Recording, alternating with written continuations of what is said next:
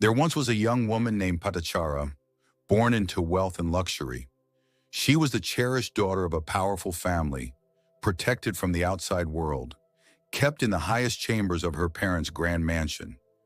But despite the riches surrounding her, her heart longed for something else: love, freedom, a life of her own choosing.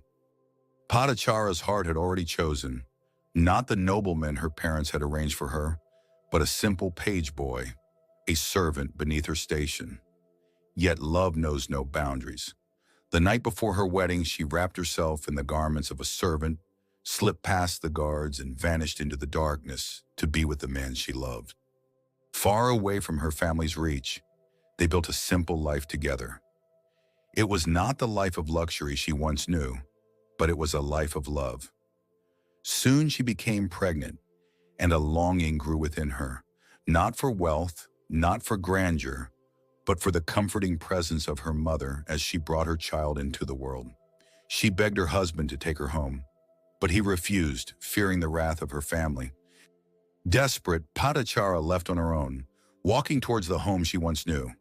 Her husband chased after her, pleading for her to return, and just as they reached the journey's halfway mark, the labor pains began. Beneath the open sky, under the mercy of the elements, she gave birth to a son. With her child now in her arms, she thought, there is no need to return home anymore. And so she turned back. Years passed, and once again, she found herself with child. This time, her longing for her parents' embrace grew stronger. Once more, she set out on the journey, and once more, her husband followed. But fate had already set its course. A storm raged that night. The skies roared, the winds howled, and the rain poured mercilessly upon them. She clutched her belly in agony, pleading with her husband, "Find me shelter. I cannot bear this pain any longer." He went into the darkness, searching for wood and leaves to build a makeshift shelter.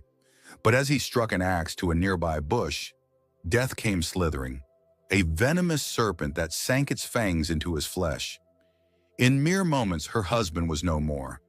Unaware of the tragedy that had unfolded, Patachara endured the storm alone, bringing her second child into the world with no arms to hold her, no voice to comfort her.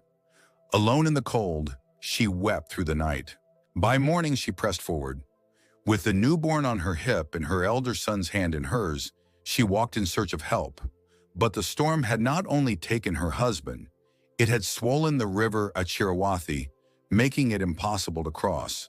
Weak and trembling, she decided to take the journey in parts.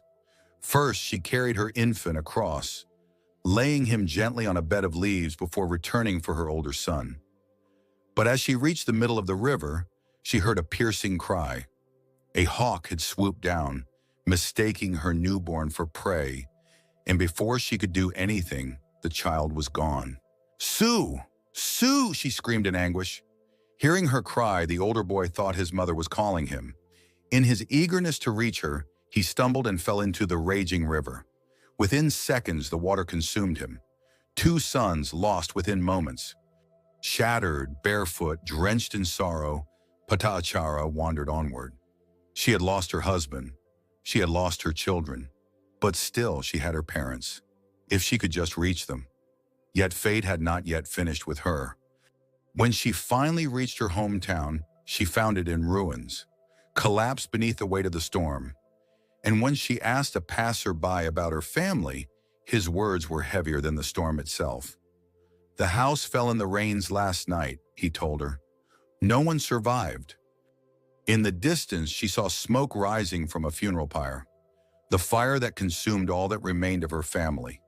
Her legs gave out beneath her. Her mind could bear no more. Her cries turned to wails. Her wails turned to madness. She tore at her clothes, her grief laid bare for the world to see. It was in this state, broken, lost, shattered beyond recognition, that she wandered into the Jetavana monastery where the Buddha was teaching. The people there tried to hush her, to turn her away. But the Buddha, the great teacher, saw her suffering and called her forward. In his voice was no judgment, no scorn, only warmth. only kindness. My child, he said gently, you are not alone in your grief.